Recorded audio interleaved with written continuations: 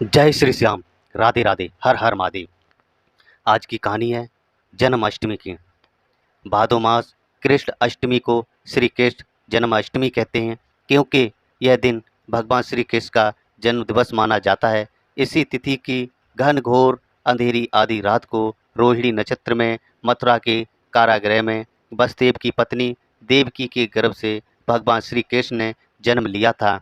यह तिथि उसी शुभ घड़ी की याद दिलाती है और सारे देश में बड़ी धूमधाम से मनाई जाती है। जन्माष्टमी के दिन भगवान श्री कृष्ण की जन्म संबंधी कथा भी सुनते सुनाते हैं, जो इस प्रकार है। द्वापर युग में भोजवंशी राजा उग्रसेन राज करते थे। उनके उत्पाती पुत्र कंस ने उन्हें गद्दी से उतार दिया और स्वयं मथुरा का राजा बन बैठा। कंस की बहन देवकी थी, जिसका विवाह वसुदेव के साथ हुआ था। एक समय कंस अपनी बहन देवकी को उसकी ससुराल पहुंचाने जा रहा था। रास्ते में आकाशवाणी हुई, हे कंस, जिस देवकी को तू बड़े प्रेम से ले जा रहा है, उसी में तेरा काल बसता है। इसी के गर्भ से उत्पन्न 8वां बालक तेरा वध करेगा। यह सुनकर कंस वसुदेव को मारने के लिए अपनी तलवार निकाली। तब देवकी ने उनसे विनयपूर्वक कहा, मेरे गर्भ से जो संतान होगी उसे मैं तुम्हारे सामने ला के दूंगी। बहनोई को मारने से क्या लाभ होगा। कंस ने देवकी की बात मान ली और मथुरा वापस चला आया। उसने वसुदेव और देवकी को कारागृह में डाल दिया।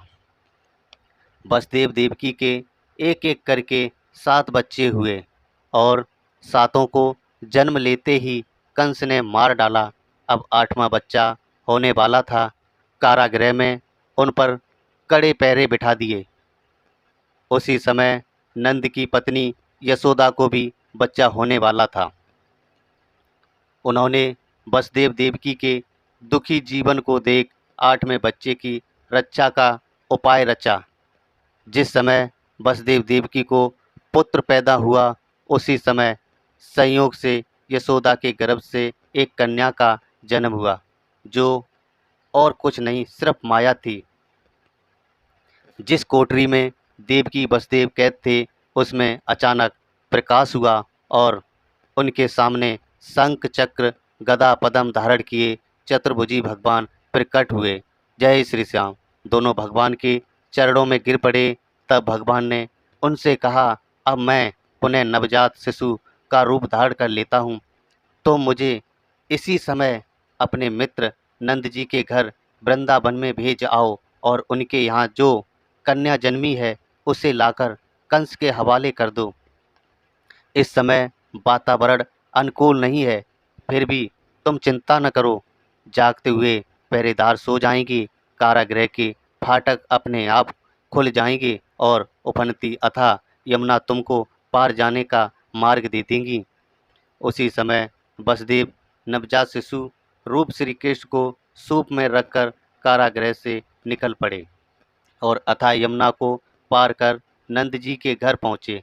वहाँ उन्होंने नवजात शिशु को यशोदा के साथ सुला दिया और कन्या को लेकर मथुरा आ गए। कारागृह के फाटक पूर्ववत बंद हो गए। अब कंस को सूचना मिली कि वसुदेव देवकी को बच्चा पैदा हुआ है।